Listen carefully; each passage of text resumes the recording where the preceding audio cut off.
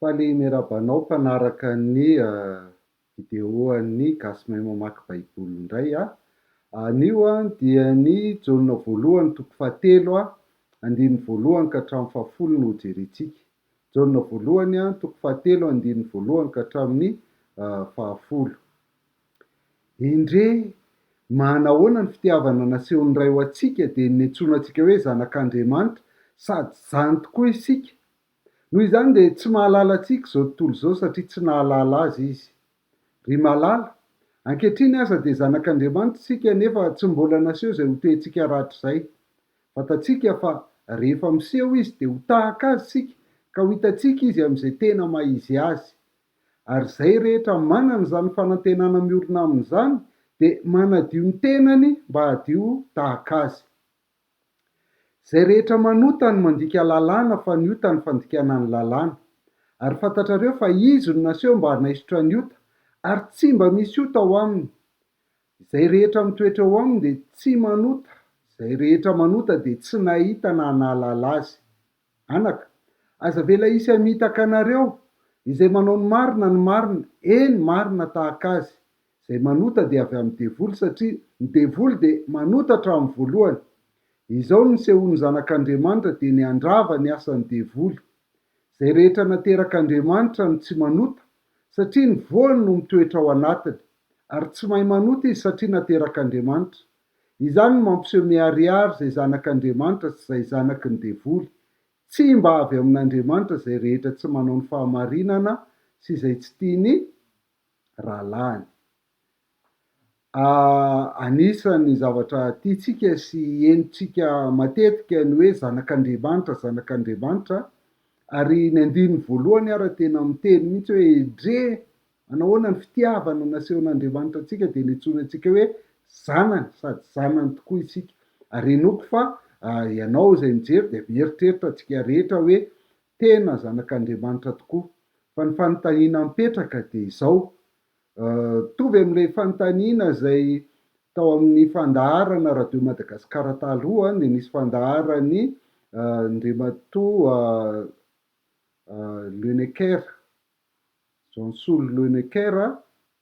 manao hoe inona ary izao no mahagasy ianao. Dia izay koa no tiako hitondrana nyity toriteny an'io ity hoe inona ary izao ny mahazanak'Andriamanitra anao. Ahoana izany atao hoe zanak'Andriamanitra izany? Inona no andrasana amin'izany zanak'Andriamanitra izany a? Dia raisintsika amin'ity Jaona voalohany toko 7 andininy voalohany ka hatramin'ny 10 ilay izy. Araka mahatoriteny ny gasy mahay mamaky baiboly azy a, dia arahantsika fotsiny avy hatrany arak'izay nitondran'ny Jaona azy no hitondrantsika ny teny. Dia atombontsika any amin'ny voalohany izany hoe endre manahoana ny fitiavana nasehon'ny ray antsika dia niantsoana antsika hoe zanak'Andriamanitra sady zany tokoa isika.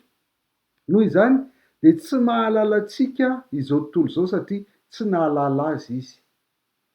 Ny zavatra voalohany zany izy rehefa miteny hoe endre manahoana dia io teny io tena azao ny filasana hoe jereo anie ny hatsarany ny toerana misy antsika, ny zavatra miaina antsika sy ny misy antsika amin'izao fotoana izao hoe lehibe ny hatsara ny fitiavana nasehon'Andriamanitra antsika dia niantsoana antsika hoe zanak'Andriamanitra. Ahoana ny mahalehibe azy? Satria Andriamanitra dia ray io, le ray io zany dia Andriamanitra Masina, Andriamanitra marina, zany hoe Andriamanitra tsy mahazaka petipetina fahotana, ary Andriamanitra tsy maintsy mamaly ny tsy mety izay ataon'ny olona satria izay ny mahamarina azy. Izay le Andriamanitra. Rehefa jerena nefa le isika dia mpanota tsy mendrika, tsy misy na iray ary fa samy efa nanota izy rehetra ka tsy manana ny voninahitr'Andriamanitra ozy ny tenin'Andriamanitra. Efa nanota tsika, samy malala an'izany tsika hoe tsy misy olombelona tanteraka izany na iray aza. Kanefa eo anatrehan'izay mampanota antsika izay ary ny tena loza indrindra ary dia tsika mihitsy ny namono an'ilay zanany lahy tokana. Satria no isika noho ny fahotantsika no nidina ny avy any an-danitra dia naka-nofo tamin'ny Maria Virjiny izy dia tonga olombelona dia maty eo amin'ny hazo fijaliana noho ny fahotantsika. Tsika zany tsy vitan'ny mpanota tsy mendrika fa olona namono an'ilay zanany lahy tokana. Kanefa dia raisiny ho zanak'Andriamanitra tsika zao. Zay le atao hoe fitiavana zany mahatonga atsika ho zanak'Andriamanitra. Fahasoavana zany dikany hoe fahasoavana de tsy misy avy aty amintsika fa avy amin'ny aminy daholo.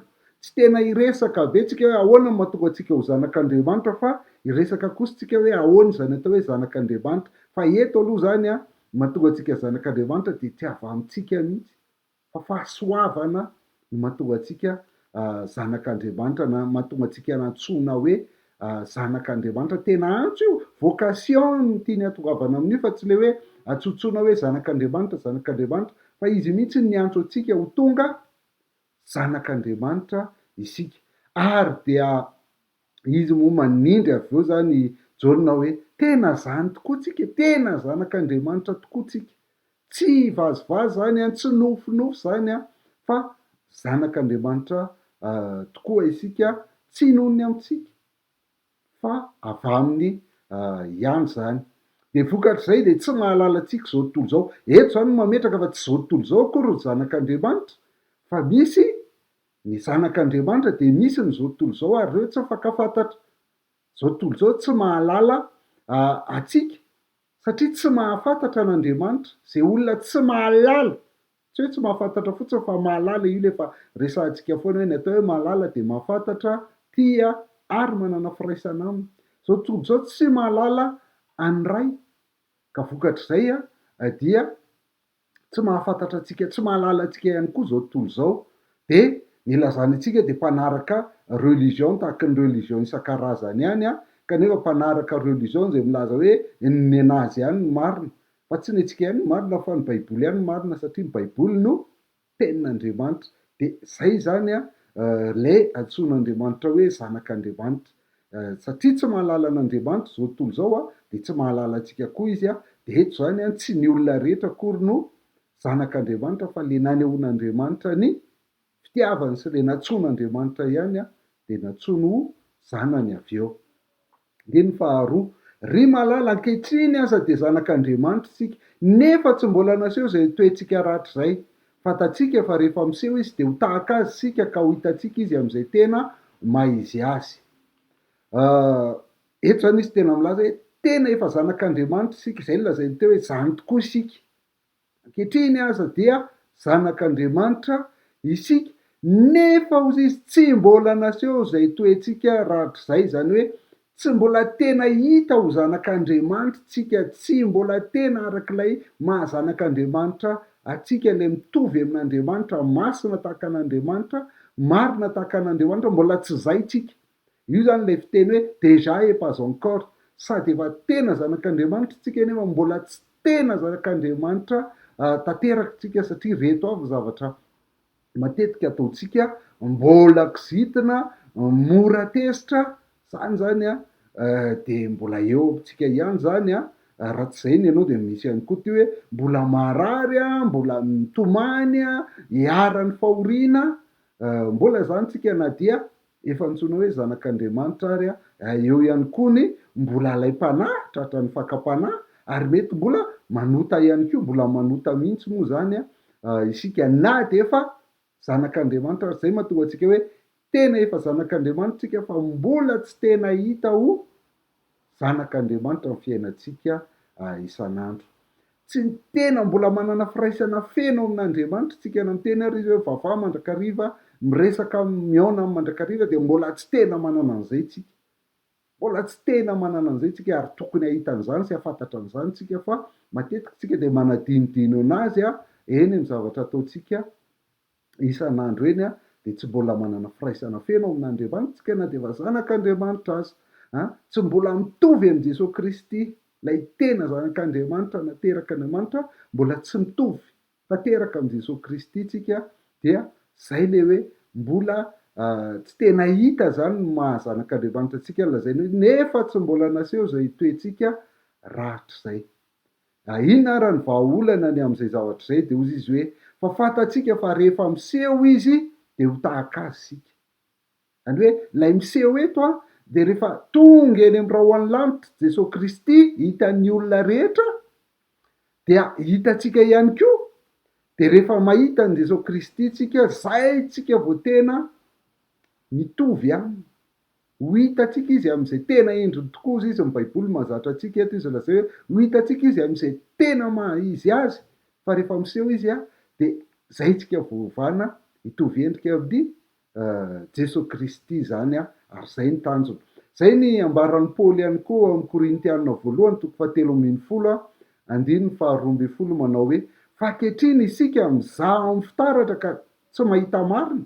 Rehefa mamaky baiboly zany de mizaha amin'ny fitaratra fotsiny tsika de tsy tena mahita anazy, fa rahatr'izay de mifanatrika, ifankahita aminy, ifanatrika aminy, rahatr'izay de mifanatrika ankehitriny de sombosombo ny fantatro, fa rahatr'izay de ho fantatro tsara toy izay na hafantarana. De zay zany no ilaina ny amakitsika baiboly foana mba hitombony ny fahalalantsika, fa sombotsombony foana, tsy mety feno mihitsy ny fahalalantsika ny Jesosy Kristy, fa ny baiboly no mampiseho atsika anazy isaky ny mamaky azy tsika, de mitombotra kelikely am'izay fitoviana endrika amin'ny lay zanak'Andriamanitra izay. Ny Korintiana 2:7-7 ihany koa de miteny amin'ny tovy am'lay voalaza teo ihany hoe fa isika kosa dia mitava tsy misarona ny ibanjinantsika ny voninahitry ny tompo tahaka ny amin'ny fitaratra. Zany hoe rehefa mamaky baiboly tsika de mijery ny voninahitry ny tompo ao anaty baiboly mitava tsy misarona, tsy tahaka ny jiosy de tahaka mijery amin'ny fitaratra ihany tsika am'izao fotoana izao. Kanefa rehefa mijery fitaratra tsika izy de hovany hitovy endrika aminy avy amin'ny voninahitra ho amin'ny voninahitra toy ny avy amin'ny tompo de ny fanahy. Rehefa mijery fitaratra tsika de tsy maintsy mitovy foana le sary ao anaty fitaratra sy ny tarehantsika zay mijery fitaratra, tsy maintsy mitovy.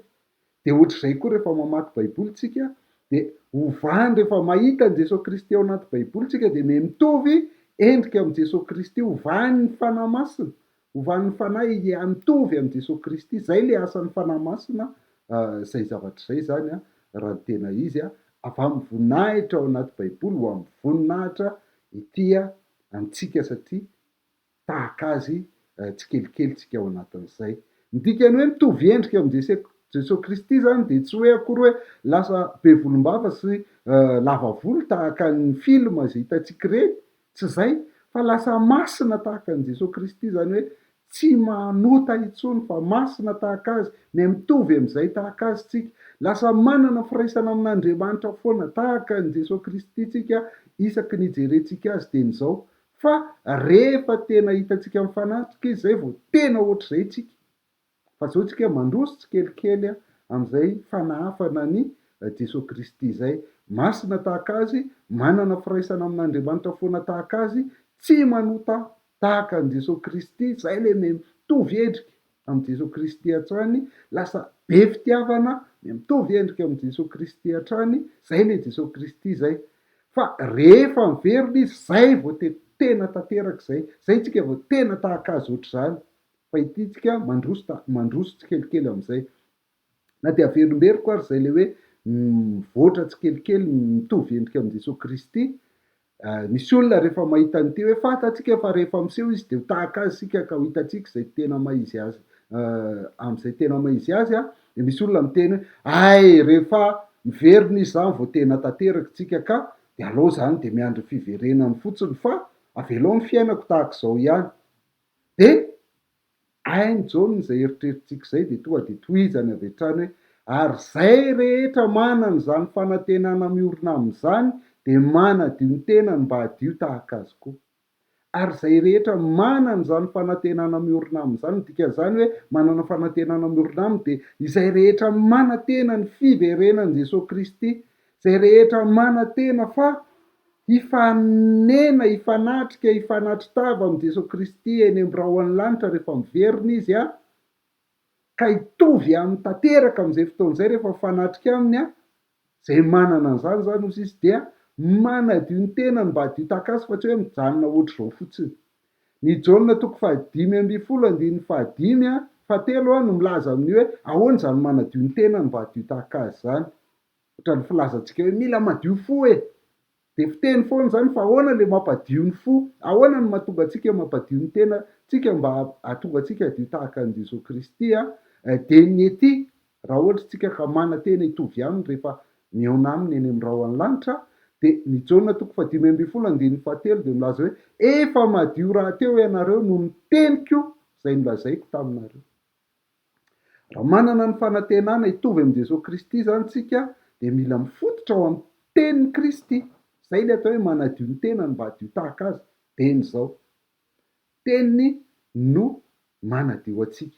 Ny Jaona 1:1-5 ry alohan'ity 7 vakitsika ity zany dia zao koa nolazainy hoe raha miaiky ny fahotantsika sika de mahatoky sy marina izy ka mamela ny fahotantsika sy manadio atsika ho afaka amin'ny tsy fahamarinana rehetra. Ny manadio eto zany tsy hoe tanteraka de tsy manota intsony, tsy zay akory. Ny mampadio ny trano ray tsy noho izy tsy lotoina akory, fa ny mampadio ny trano ray noho izy diovina. Ka mety misy fahotana ihany tsika amin'ny fiainantsika, mety misy tsy fahamarinana ihany, fa isaky ny matsiaro an'izay tsika de mila miaiky ny fahotantsika. Fa rehefa miaiky ny fahotantsika sika de mahatoky sy marina izy ka mamela ny fahotantsika sy manadio atsika ho afaka amin'ny tsy fahamarinana rehetra. Inona moa ny dikan'le miaiky ny fahotantsika? Ny miaiky ny fahotantsika dia tsy le milaza fotsiny hoe mifona am'izay fahotana tsy mety nataoko taminao, tsy zay. Na ihany koa miaiky ny fahotana hoe diso aho tamin'iny fa le embouteillage ngeny natarana ihany ngeny natonga anao ohatr'zao tsy zany ny atao hoe miaiky. Amin'ny teny nanoratany Jaona azy ny atao hoe miaiky de hoe homologeo. Homo mitovy ohatrany hoe homosexuel de ny logeo avy amin'ny logos ny teny. Ny dikany hoe miaiky zany de miteny mitovy amin'Andriamanitra. Dika zany de zao mila manaiky tsika hoe mbola tsy tanteraka fa mbola misy zavatra tsy mety eo amin'ny fiainantsika, ekentsika eo amin'Andriamanitra zay. Miteny mitovy amin'Andriamanitra zay fa rehefa miteny Andriamanitra hoe ratsy ty de miteny koa tsika hoe ratsy io. Fa tsy mitentsika ka tsara anio ka matsiro io ka mahafinaritra sy ohatr'zao fa rehefa maloto io Andriamanitra ratsy io de mitenitsika hoe ratsy io. Zay ny atao hoe miaiky ny fahotantsika sika. Raha vao miaiky ny fahotantsika sika de mahatoky sy marina izy ka mamela ny fahotantsika de eo am'izay le hoe manadio ny tenany mba hadio tahaka azy. Andriamanitra no manadio atsika, Jesosy Kristy manadio atsika ho afaka amin'ny tsy fahamarinana rehetra. Ny tontolo manodidina nyty nanoratany Jaona ity moa de nisy an'izay serainty zay zay mpampianatra sandoka, mpampianatra gnostika. Zay ny toeriny Jaona zany ho an'ny gnostika de zao hoe nofo hita maso ity de ratsy foana. Zay zavatra matiera rehetra de ratsy foana ny nofo hita maso fa ny fanahy zay tsy hita maso kosa de tsara foana. Zay zany le fampianaran'ny olona zay toeriny Jaona eto. De reo olona reo zany de milaza hoe tsy tonga nofo zany Jesosy Kristy satria lasa ratsy izy raha vao tonga nofo fa mety lazainy hoe fahitana fotsiny, apparence fotsiny Jesosy Kristy. Ho azy ireo de ny fahalalana ny zava-dehibe. Zay le hoe gnosticisme avy amin'ny hoe gnose fahalalana. Zay zany ny zava-dehibe, fahafantarana ara-tsaina. De ho an'ireo olona ireo zany de hoe tsy olana ny manota, tsy olana ny tsy mankatoa fa rehefa manana an'le fahalalana ho an'ny elita, ho an'ny olona spesialy ianao de zay no mahavonjy anao.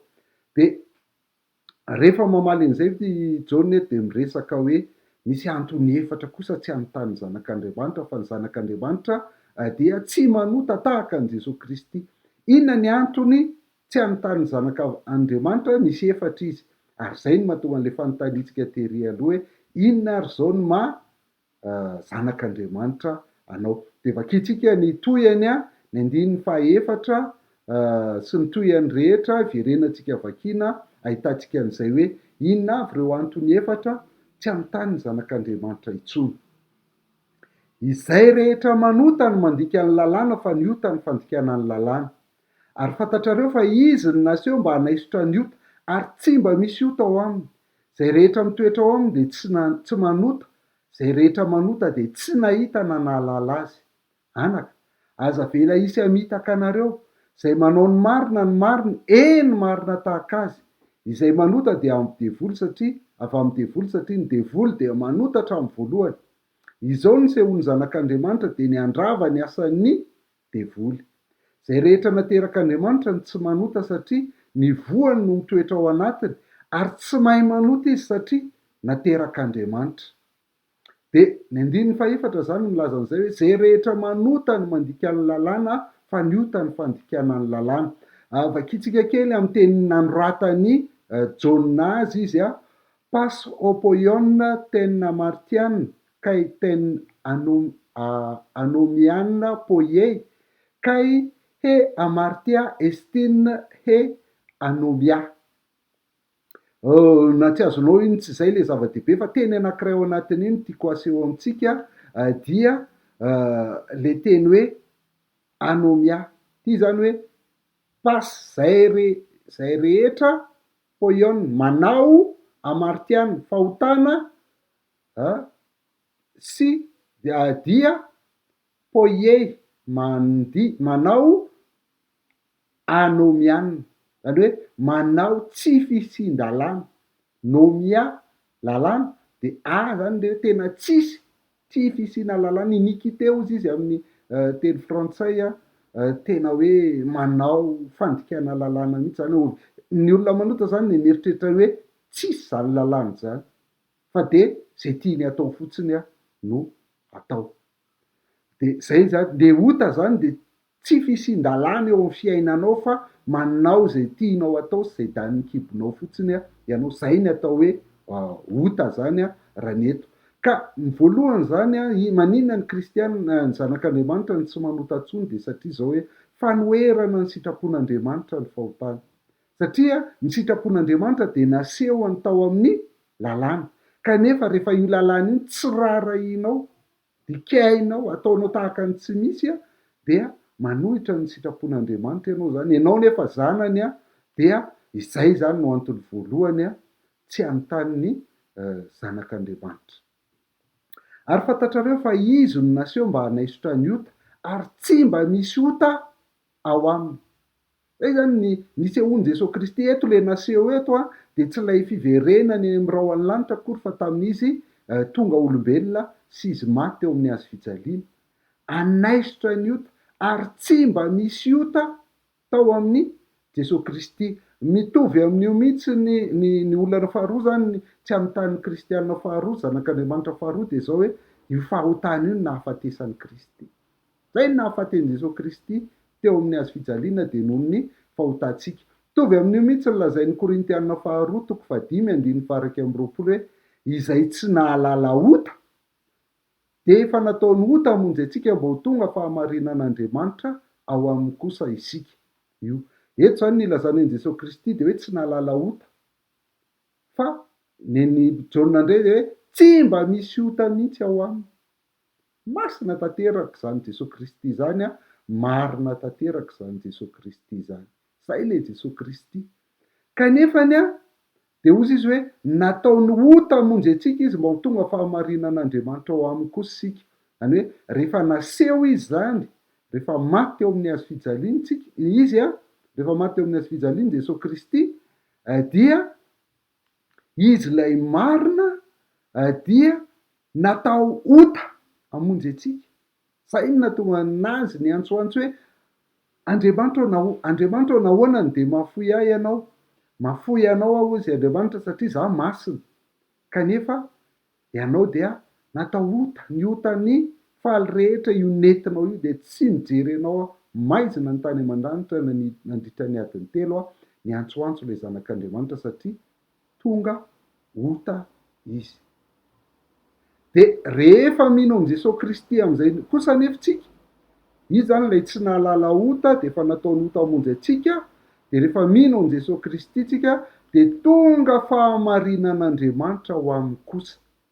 Zany hoe lasa jeren'Andriamanitra ho marina isika ao am' Jesosy Kristy satria Jesosy Kristy ihany marina fa tsy misy olombelona marina ozy izy isika teo. De zay naseho Jesosy Kristy mba hanaisotra ota namarina atsika kanefa tsisy ota tao aminy. Zay zany. Io fahotana io nahafatesan'i Jesosy Kristy ary zay no mahatonga ny kristianina tsy manota, tsy manao fahotana intsony. 15 zay rehetra mitoetra ao aminy de tsy manota ary zay rehetra manota de tsy nahita na nahalala azy. eto zany mbola verenany tsindriana ihany raha mitoetra am' Jesosy Kristy tsika de tsy manota satria zay manota de tsy nahita na nalala an' Jesosy Kristy ohatrany voalaza ny andininy voalohany ihany hoe le zao tontolo zao de tsy mahalala ny Jesosy Kristy de mitoetra ao amin'ny ota fa itsika kosa mitoetra ao am' Jesosy Kristy lay maharitra mandrak'izay sarotsy ty andininy ty ary miaiky daholo ny mpandinika soratra masina hoe sarotsy ty andininy ity satria misy olana anankiroa mitrangy eto ny olana ray voalohany raha vao mijery atsika sy mijery fiainatsika sy lay nresahantsika treny am' voalohantsika de zao hoe tsy zao mihitsy ny fiainatsika zanak'Andriamanitra tsy zay zany hoe tsy manota mihitsy zany ny zanak'Andriamanitra hitatsika zany raha honnête kely ianao any de mahita fa misy tsy fatanterahana foana eo amin'ny fiainanao isan'andro ary zay le ilaitsika le hoe miaiky ny fahotantsika isan'andro tsika fa ny faharoa na de ny soratra masina ihany koa aza dia misy mifanohatra amindreo ary na intenin'ny Jaona ihany aza tsy mitady lavitra tsika efa ny zavatra nambaran'ny Jaona ihany ary dia mifanora tahaka ny fanohatra amin'ny teny io zany ohatra ny Jaona voalohany toko voalohany andininy fahavalo Jaona voalohany toko voalohany andininy fahavalo de izy hoe raha hoy isika tsy manana ota isika de mamita tena ary marina tsy ao anatintsika mamita tena ary marina tsy ao anatintsika ny andininy fahafolo ihany koa de mbola averina hoe raha hoy isika tsy nanota isika de mampandainga azy ary ny teniny tsy ao anatintsika de ahoana zany le teny eto hoe zay rehetra mitoetra ao am' Jesosy Kristy de tsy manota ahoana ny fadehan'izany a de eo tsika ny miditra amin'ny analogie de la foi mametraka le principe hoe tsisy mifanohatra zany ao anaty baiboly fa mifadika atsika azy ny diso eto dia vakitsika amin'ny teny grika indray izy tsy vakiko tsony fa lay tena tiatsika fotsiny no raisitsika hoe pasy zay rehetra opasy zay rehetra en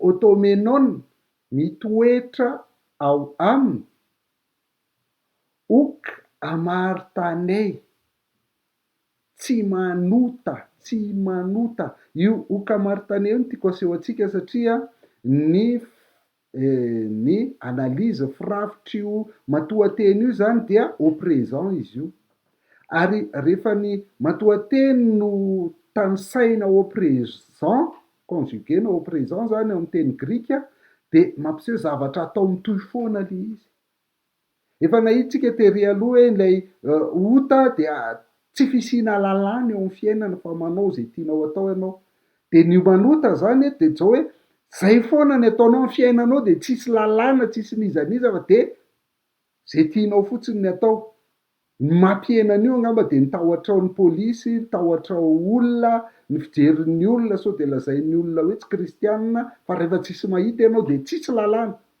manota mitohy foana mitohy tsy akijanona mihitsy zay no lazainy eto de zay rehetra mitoetra ao aminy zany de tsy mitohy manota zay ny manota eto zany de mitohy manota foana zay ny ambarany ny andininy fasivy ihany koa de mbola mamerina an'io ihany koa izy manindry tsara mihitsy hoe zay rehetra naterak'Andriamanitra no tsy manota satria ny voany no mitoetra ao anatiny ary tsy mahay manota izy satria naterak'Andriamanitra eto tena tsindriny mihitsy ny hoe kay ary ok tsy donatay tsy mahay amartaneny manota de mbola ho présent ihany averiny ihany le izy ohatra tsy mahay maharitra manota izy zany tsy manota izy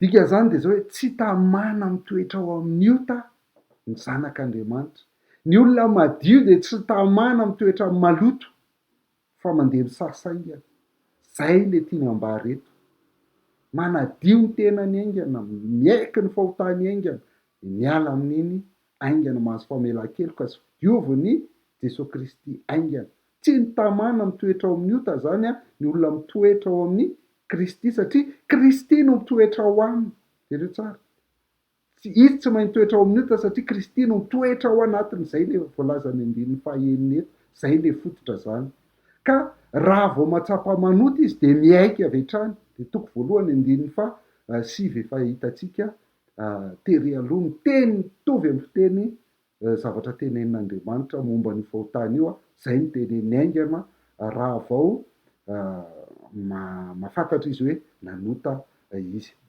Anaka, aza vela isy ametaka anareo izay manao ny marina eny marina tahaka azy. Eto zany izy miverina miteny amin'ny Serenty sy ny gnostika zay manohatra zay fampianaran'izay satria reny zany hoe fahalalana ny zava-dehibe fa ny fahotana tsisy dikan'izany na manota na tsy manota de izy hoe anaka mampiseho fitiavana amin'reto olona noratany mihitsy izy hoe aza vela isy ametaka anareo zay manao ny marina eny marina tahaka azy. De teo zany lazainy hoe tsy manota, tsy mitoetra ao anatin'ny ota, manadio an'iny aingana, mamela an' Jesosy Kristy hanadio an'iny aingana amin'ny alalan'ny fiekena de afaka le ota kanefany tsy azo atao banga zany ny ao anaty. Raha vao banga ny ao anaty izy miala le fanahy ray de verina izy madio le trano tsisy ninina de mitondra fanahy fito hafa ratsy kokoa izy aon'iny. Ka noho izany tsy vitany hoe tsy manota zany fa tsy maintsy soloina iny. Inona no atao zany rehefa tsy manota? De eto lazainy hoe manao ny marina tahaka azy. Raha afatsika amin'ny fitenin'ny Paoly izy de ohatr'izao ny ambaran'ny Paoly Romanina 9:17 sy 14 hoe ary aza manolotra momba tenanareo amin'ny ota ho fiadiany tsy fahamarinana. Zay zany lay tsy manota teo. Fa atoloro an'Andriamanitra ny tenanareo toy ny efa maty nefa velona ary momba ny tenanareo fiadiany fahamarinana ho an'Andriamanitra. Fa tsy manan-kery aminareo ny ota satria tsy mba ambany lalàna ianareo fa ambany fahasoavana. Rehefa nelana zany lay ota de atolotra ho an'Andriamanitra kosa ny tena. Teo raha velona ho an'ny ota de zao lasa maty amin'ny ota dia velona ho an'Andriamanitra kosa ary lasa fiadiany fahamarinana ho an'Andriamanitra zay ny tenantsika. Zay zany lay manao marina tahaka azy.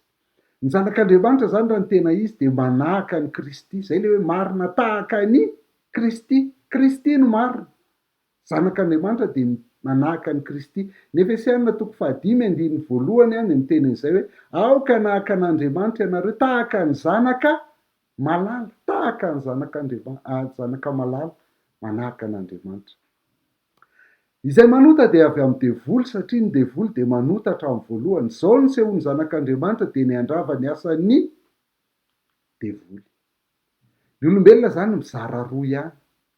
Tsisy eo anelanelan ny olombelona fa na izy zanak'Andriamanitra na izy zanaky ny devoly. Ny Efesianina 2:1 sy 2 de zao no lazainy amin'ny baiboly zay famakinareo hoe ary ianareo de efa nivelominy fony mbola maty ny fahadisoanareo sy fahotanareo zay nalehanareo fahiny araka ny fomba n'izao tontolo zao. Zay zany ny ho an'ny olona mbola tsy ao amin'ny Kristy, mbola tsy zanak'Andriamanitra na eo amin'izao tontolo zao izy tsika dia manao ny fomba n'izao tontolo zao izy.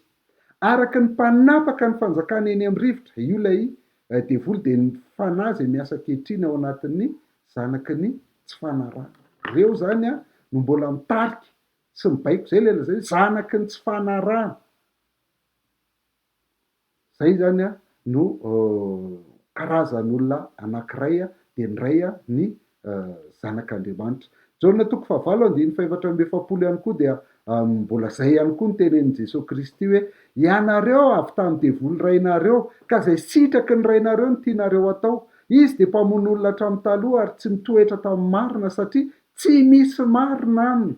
Raha mandainga izy de niazy ny lazainy satria mpandainga izy sady rainy lainga. Zay zany le avy amin'ny devoly tsisy marina aminy. Tsika nefa manahaka n'ilay Jesosy Kristy zay izy no marina. Zay zany de mizara roa ohatr'izay zany ny olombelona. Ka raha hijery am'izay zany tsika araka ty voalaza ty hoe inona ny antony tsy hanotan'ny zanak'Andriamanitra fahatelo de satria efa niravan'i Jesosy Kristy ny asan'ny devoly. Izao ny sehon'ny zanak'Andriamanitra de ny andrava ny asan'ny devoly. Mbola miasa ny devoly. Io zany hatramin'izay nampisy azy dia manota foana ny ataony ary mbola manao zavatra izy amin'izao fotoana izao. Miasa ny devoly saingy mila fantatsika fa efa resiny Jesosy Kristy zany tamin'ny Jesosy Kristy maty eo amin'ny hazo fijaliana. Fa resy fa nitsahan Jesosy Kristy ny lohan'ilay menarana, efa fahavalo efa resy zany a, tsy mila indraindraina sy akalazaina tonontononona foana tsony a, tsy hery mifanandrina amin'Andriamanitra akory zany, fa fahavalo anjely efa resin'i Jesosy Kristy. Noho izany dia afaka mandresy azy koa isika noho ny amin'ny Jesosy Kristy. Ianao tsy afaka maharesy an'io na dia manjely azy fotsiny ihany ary fa ianao nefa ny olombelona tsy afaka maharesy azy ianao. Ny expérience zay efa nananany hatramin'ny adama sy eva tsy mitovy amin'le expérience anao 50 taona kely io na 90 taona 80 taona io, tsy mitovy. Tsy afaka maharesy azy ianao fa noho ny amin'ny Jesosy Kristy zay nisehony zanak'Andriamanitra, mitovy amin'le sehony teo ihany io amin'le andininy faefatra nijerentsika tery dia le nafatisan'i Jesosy Kristy teo amin'ny hazo fijaliana dia andrava ny asan'ny devoly. Zay rehetra naterak'Andriamanitra ny tsy manota satria ny voany no mitoetra ao anatiny, ary tsy mahay manota izy satria naterak'Andriamanitra. Io zany le averiny ilay andininy fahaenina teo. Tsy mety manota zany ny zanak'Andriamanitra, tsy mahay manota ny zanak'Andriamanitra. Mety manota ihany izy amin'ny mbola maha-olombelona, amin'le mbola pas encore, mbola tsy tanteraka, dia manota ihany izy, efa niresantsika teo zany, fa tsy mahay manota izy. Raha vao manota izy dia tady ny alàna tao farany izay ainganandritra, satria le fanahy masina ao anatiny dia tsy mety mangino io fanahy ao anatiny io, tsy mety mangino io, fa rehefa manota izy dia malahelo, mampalahelo fanahy masina ny fahotana zay ataontsika, dia ny asan'ny fanahy masina dia mampiaiky antsika ny fahotana. Rehefa tonga izy dia hampiaiky an'izao tontolo izao ny fahotana. Zay ny asan'ny fanahy masina, dia miazakazaka miaiky ny fahotany eo amin'ny potitry ny hazo fijalian'i Jesosy Kristy aingana ny zanak'Andriamanitra raha vao manota. Zay le mahatonga zay tsy mahay manota. Ka ny antony fahaefatra tsy anotan'ny zanak'Andriamanitra zany dia zao hoe tsy mety amin'ny natiora ny manota, satria izy mihitsy zanak'Andriamanitra, efa zay ny natiorany, dia tsy mety aminy manota. Ary satria zay no lazainy hoe tsy manota izy satria ny voany no mitoetra ao anatiny. Iny ty voty ny tena nilazany Jaona ny tena hoe ny sperma mihitsy, ny sperman'Andriamanitra mihitsy mitoetra ao anatintsika. Zay no mahatonga antsika tsy manota. Petera voalohany toko voalohany andininy 7:20 dia milaza an'izao hoe efa teraky indray ianareo tsy tamin'ny vo mety ho lo, fa tamin'ny tsy mety ho lo, dia ny tenin'Andriamanitra zay velona sady maharitra. Io zany le vo io, le von'Andriamanitra mitoetra ao anatintsika dia ny teniny tena mitoetra ao anatinao tokoa ve ny tenin'Andriamanitra. Sa ianao dia mamoromorona teny fotsiny tsy mamaky baiboly akory dia zay ny heverinao fa izy. Fa rehefa mitoetra ao anatinao ny tenin'Andriamanitra dia io vo io no mitarika anao tsy hahay hanota, satria naterak'Andriamanitra ianao. Jaona 4:15 ihany koa dia milaza an'izay hoe hoy Jesosy, lazaiko aminareo marina dia marina tokoa, raha misy olona tsy ateraky ny rano sy ny fanahy dia tsy mahazo miditra amin'ny fanjakan'Andriamanitra izy. Zay zany le hoe satria naterak'Andriamanitra izy dia nateraky ny rano sy ny fanahy, asa ny fanahy masina avy amin'ny tenin'Andriamanitra, fanadiovany tenin'Andriamanitra. Zay no mahatonga antsika nateraka indray, tafiditra ao amin'ny fanjakan'Andriamanitra. Farany ary izany no mampiseho miharihary ireo zanak'Andriamanitra sy izay zanaky ny devoly, tsy mba avy amin'Andriamanitra izay rehetra tsy manao fahamarinana sy izay tsy tiany rahalany. Io zany le resantsika teo, mizara roa ny olona, na ianao zanak'Andriamanitra na ianao zanaky ny zanak-devoly. Zanak'Andriamanitra marina ve ianao? Raha zanak'Andriamanitra ianao dia ny zanak'Andriamanitra dia tsy manota ozy izy, tsy manota ny zanak'Andriamanitra. Fa ny anoloana izay tsy manota zay kosa dia zao. Ina ny antony tsy anotany aloha voalohany indrindra rehefa nijerentsika teo dia fitiantsika izy zany hoe satria manohitra ny sitrapon'Andriamanitra zany manota zany. Mampiseho tsy fisiana lalàna, fandikana lalàna. Manohitra ny sitrapon'Andriamanitra zany dia ny zanak'Andriamanitra tsy manao an'izany. Faharoa, io no nahafaten'i Jesosy Kristy io fahotany io.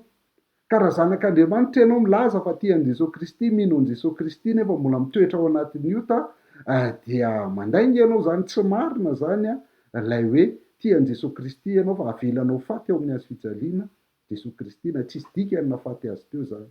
Fahatelo, inona ny antony mahatonga ny zanak'Andriamanitra tsy manota dia zay natongavany Jesosy Kristy nafatesany teo amin'ny hazo fijaliana dia andravany asany devoly, andravany fahotana rehetra.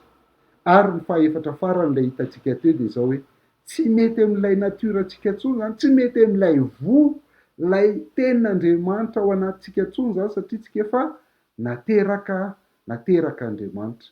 Zay ilay tsy manota fa inona no asolontsika an'izay dia ozy izy hoe tsy avy amin'Andriamanitra zay tsy manao ny fahamarinana sy izay tsy tiany rahalany dikan'izany dia zao hoe ny zanak'Andriamanitra zany dia manao ny marina amin'ny fiainany isan'andro izy dia maneho an'izay justisy fahamarinan'Andriamanitra amin'ny fiainany isan'andro. Zay ny atao hoe fahamasinana.